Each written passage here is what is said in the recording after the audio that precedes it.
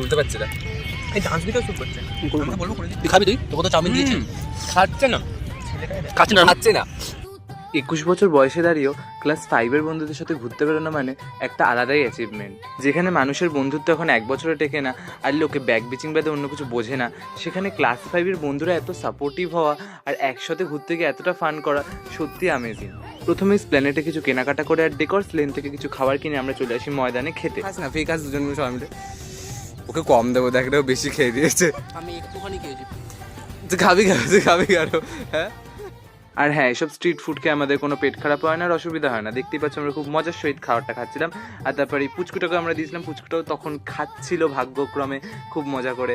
তারপর আমি চলে গেছিলাম কুমোরটুলিতে, কারণ ওখান থেকে আমার একটা অর্ডার নেওয়ার ছিল একটা জিনিসের, তোমরা কিছুদিন পর সেটা দেখতেই পারবে।